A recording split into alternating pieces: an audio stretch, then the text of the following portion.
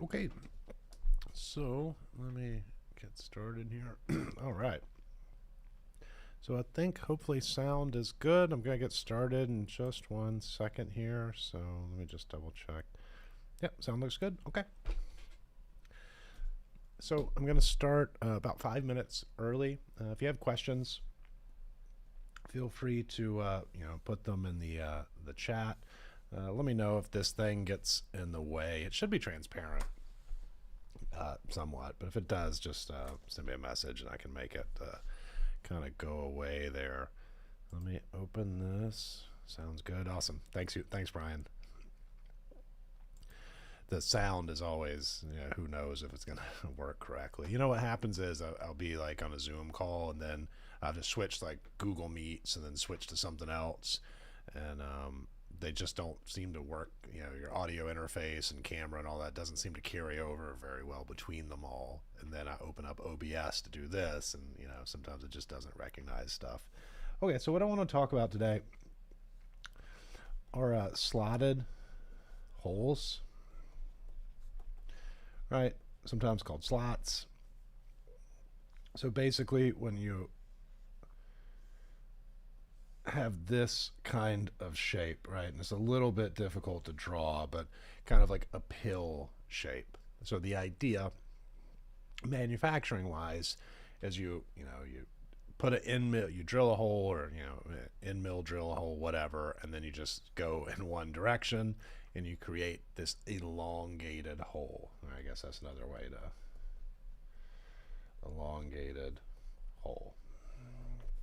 And I want to say in Y14.5, the math standard, I want to say it calls them elongated holes. I could just know that for sure by just looking it up. Yeah, it calls them elongated holes. So I would say that's probably the official definition of what that is. Okay, so elongated holes have some very good uses in that they can limit rotation in one direction. So they can be used for all kind of wacky stuff. But one use, right, if we have some mechanism here and we specified, say, this flat surface as datum A, we specify this hole is datum B, we could specify another hole over here as datum C, but in this datum reference frame, if we said A, B, C, right, datum C is really just controlling rotation about the B axis, right? And you often hear this. I think the last time I talked about this or something similar, people brought up diamond-shaped pins, right? And the idea is you really only need a simulator that looks like this, because all you're trying to do is just limit this rotation. This direction really doesn't matter all that much for the purposes of setting up your simulating your datum reference frame. So the idea is, if the design allows, instead of using a hole where you've got to use one of these diamond-shaped pins, or at the very least you got to set it up in such a way that that pin has a fixed position. If you use a slotted hole, it's a little bit easier to kind of set all that up, and you still, I don't know, it's going to be easier to assemble. It just makes sense, right, from a logical perspective to do it that way. Now, there's other uses for slotted holes for adjustments, right? So if you had this plate and it was just all slotted holes, it might be something where you want to move it left, right, well, not up and down, left and right, and then tighten it down. That's a use. So maybe something like an alternator bracket for your car, right? You kind of loosen a wing nut and swing it out, right? And then take a belt off and then swing it back in and get it tight and tighten it back up. So it's not just this situation that this can be used in.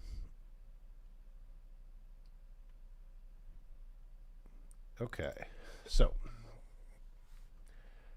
this will probably be the situation I focus on the most, because I think it's the most, like, I don't know, common way to do it. So the question is like, okay, what geometric control do we use for this? And what I really want to get at, and kind of the point of this talk, is to discourage the use of this, where you just say, hey, we're going to do a position of some number to, in our case, it would be A and B. Right? The reason we don't want to do that is because it's not clear, right? Their material condition. This is calling this whole thing out it regardless of feature size. Another way you might see it, let me just do a separate example.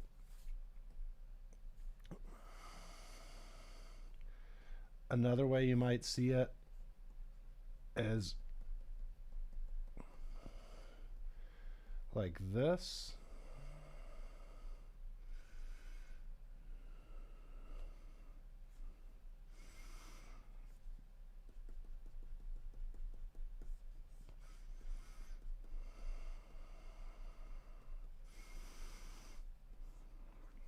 Right, where they're separate.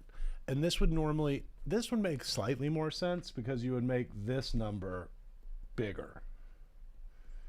Right, so there'd be more tolerance for that left right that doesn't matter as much. And you could make this number smaller because that's the thing that's going to affect your design the most.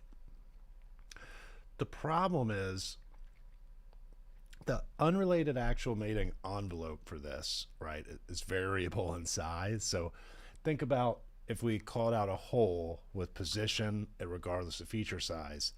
The unrelated actual mating envelope is a pin that expands. In this case, the UAME is a slot, right, that's perfect in form that expands to capture this feature. And the problem is that's not defined in Y14.5, right? So in Y14.5, for position, we could control an axis, a center plane, and a point, okay? Now, there's been a lot of ink spilled over this, and I've read some of the forum posts. I try not to get too deep into it because I don't want to like plagiarize somebody else's thoughts. So I would say most of this is more or less original to how I've researched it and how I understand it. So, that being said, other people are going to have different opinions. So what I'll say is these are position controls, right? When we read Y14.5, it's very, actually, I want to say in 2009, they forget to put center point somewhere, and it just says axis and center plane, but then they remember it later, so it's not a big deal.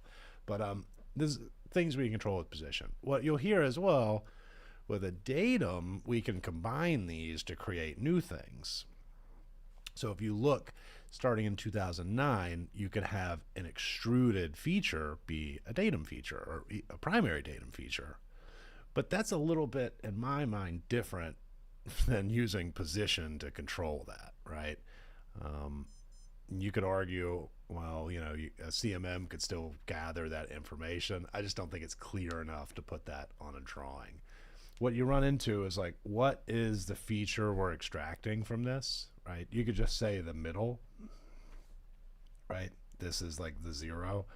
But again, that's not really defined with position in Y14.5.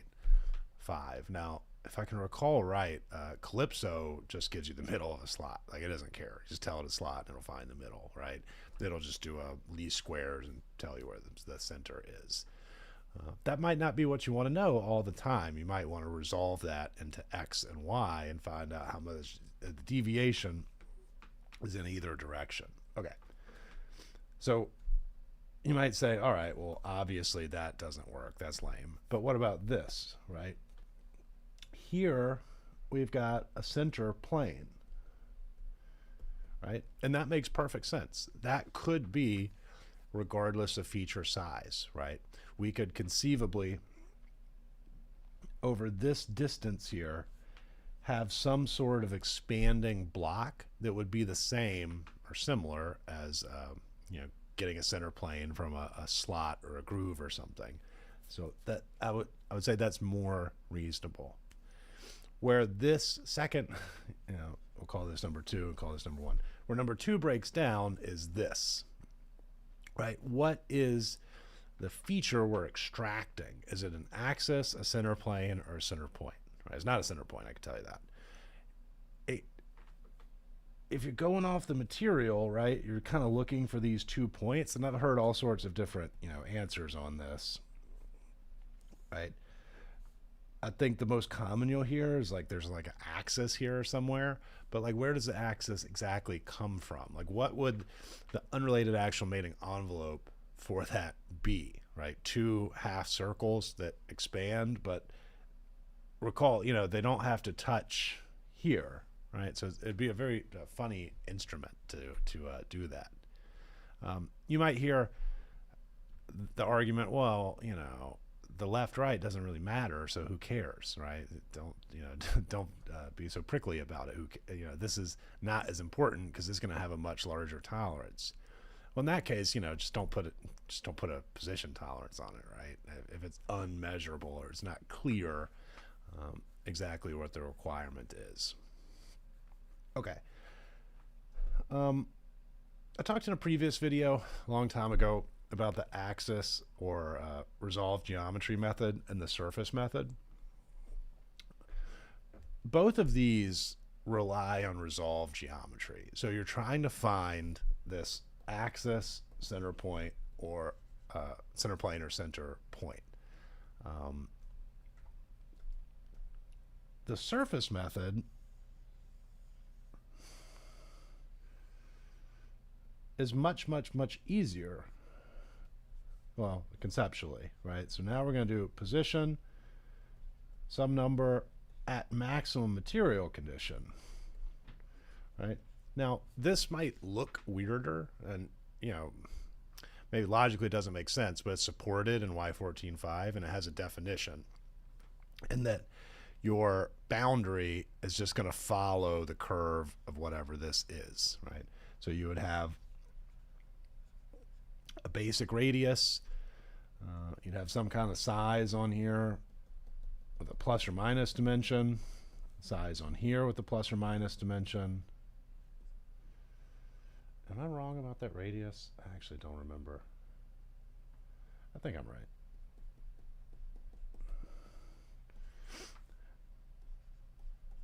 Basic.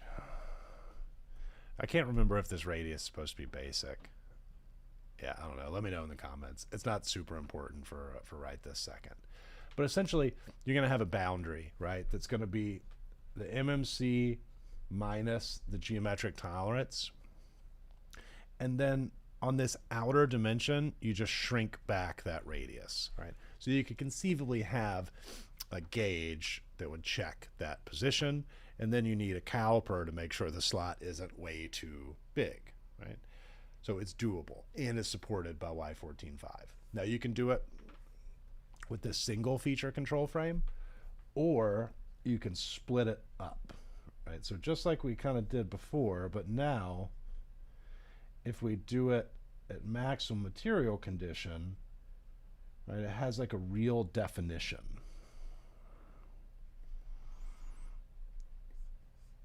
And now we can change and have a larger tolerance on one and a smaller tolerance on the other. And what that has the effect of doing is it just changes the size of your gauge, right?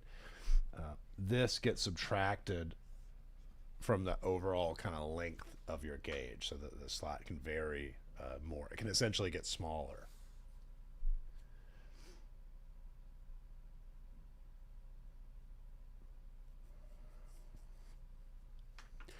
So we'll call this 3, 4. They're all, oh, actually, let me get rid of this real quick. Okay, let me check the, see if any questions here.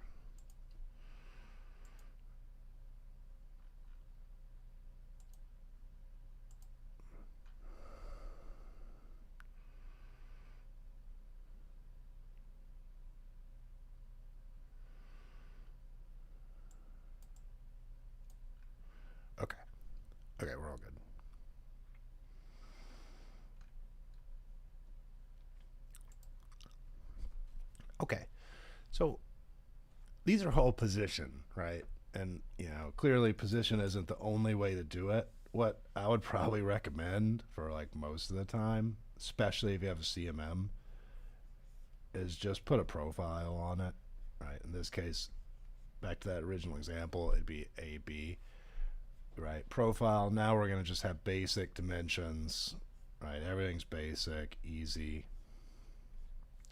The downside to profile is that you can't use a gauge on the part. It's got to be directly, measured. But modern parts, you're not going to literally measure every single part. So maybe it depends on your inspection plan, I suppose. But I would say it's the most clear way to do it. Now, what if we wanted to kind of combine them? So this is kind of a how did I have that drawn? Yeah. So I could have the important part, right? The thing we really let me draw that differenter.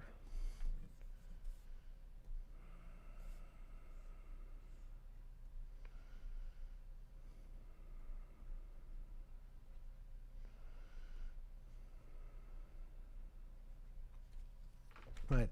So I could control the important thing with position, and I forgot to do this before, but this center plane would be our datum C back in that very first example. If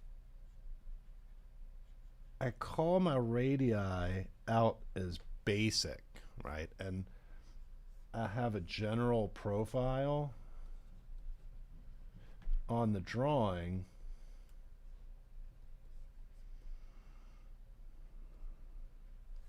right, now the ends of the slot would be controlled by the profile, right? So this is, it's not wrong.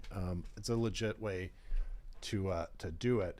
The issue is you can run into a situation where you get like a mismatch. And here I don't think it's that big of a deal because datum C is right here. So you're measuring where those radii are, like from that feature. But what you could potentially end up with is like a step, right? Because this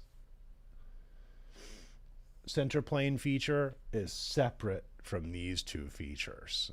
They kind of move independently from each other, right? The profile is to A, B, and C, whereas this is just to A and B. And again, in this situation, they're so close to each other, I doubt it would matter. But that is another situation where you could do it. And then you can make the argument, well, if the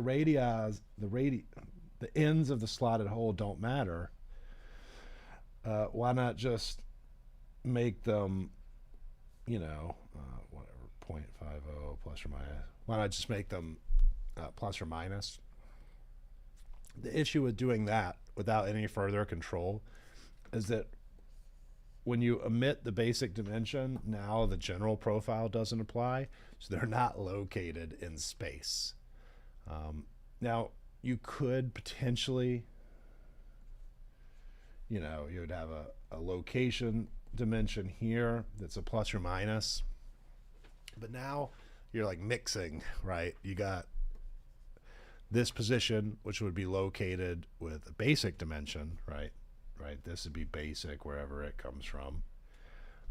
In our example, it would be a 0 basic dimension. And what I mean our example, if you came in slightly later, is this, right? This kind of hole with the slot. So you can kind of run into hot water there. You're kind of mixing and matching GD&T with plus or minus dimensioning schemes, where you could just make the whole thing profile, and then it's fully defined. You don't really have to worry about it.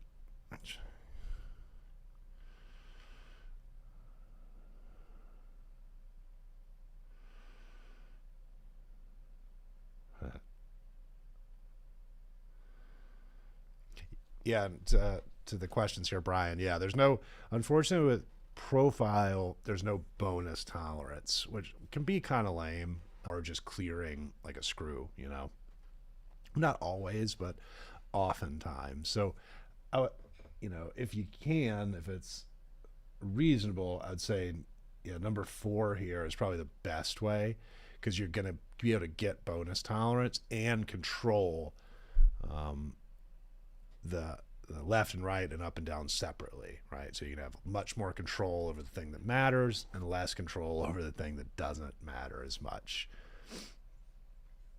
So yeah, number 4, you're using your virtual condition. Okay, let me go through a couple more of these questions that kind of stacked up a little bit on me here. Do you think you could do cover surface problem with conform? So I think, Alexandra, I think I do have some videos doing a little bit of profile in Calypso.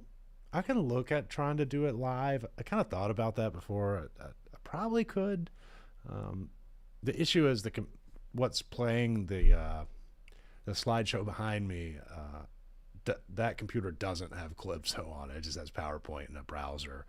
The computer I'm streaming from has Calypso, so I'd have to like flip my workflow, but it's not impossible. Yeah, let me know in the chat or whatever in the comments and the video if live Calypso training is something people would be interested in. I could do that. Okay, is there specialized GD&T for gears and gear teeth, Roman? Unfortunately, no, not really. Basically, profile is your friend. But gear teeth kind of have their own tolerances, right?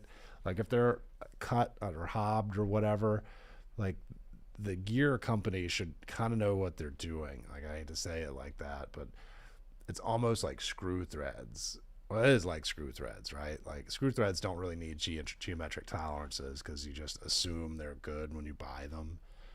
If you're making your own gears, then I don't really know. I mean, you can control the hub and all that stuff, but as far as the gear teeth themselves, because of the involute, like it's difficult to, and gear people can tell no more than me about it, but it's difficult to really control that with discrete values. Okay. Next question here. Been a while. Oh yeah, sorry, I got a haircut. Book recommendations, Roman. I would check my back catalog video. I made a couple videos with book recommendations on there. I don't want to spend any time on this stream because I think a couple people have seen me go through that before. But you just type in Dean Odell, I don't know, GD&T book. There's at least 2 videos I've made on that subject.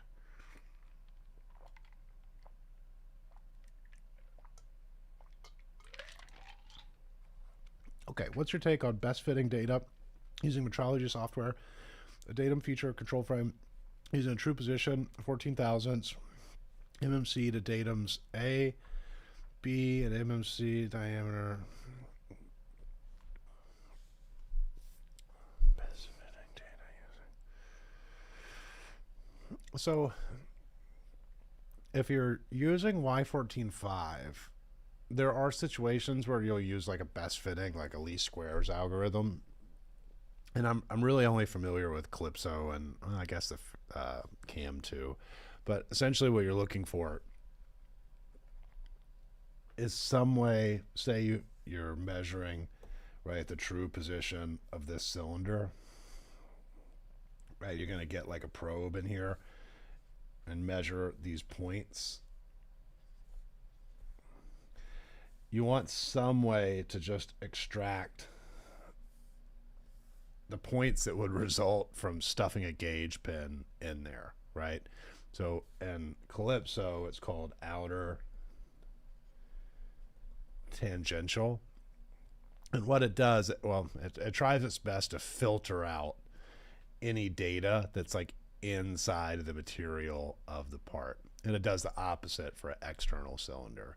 But you want to get as close to what a physical measurement thing would tell you.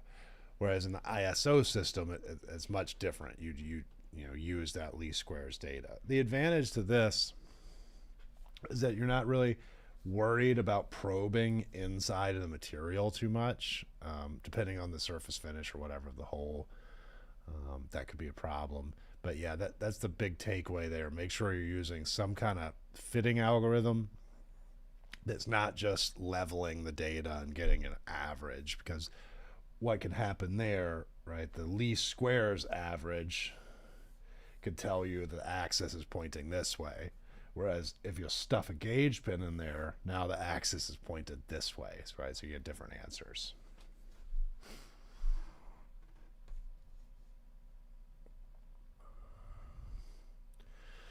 Okay, let me.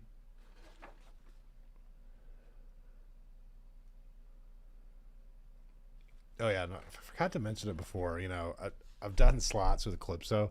It doesn't care about any of the stuff I just talked about. It just spits out an answer. I'm really not 100% sure what it's even doing. I think it just finds the middle, and I don't really know what algorithm or whatever it uses. But and for most stuff, I'm sure it's probably fine. But this is the the result of me flipping through Y14.5 and the math standard and the data measurement reporting standard, kind of flipping back and forth. And again, you'll hear some different answers on this, but this is kind of the result I came up with.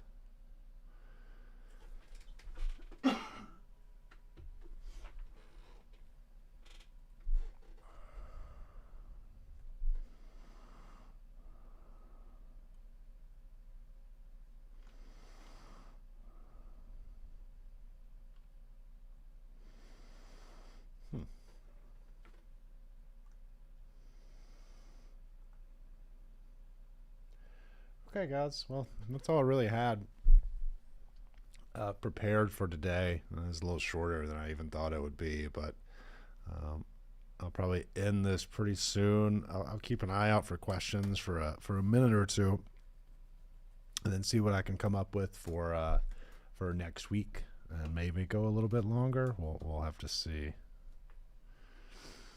Let me check here. I think I got up to all these questions.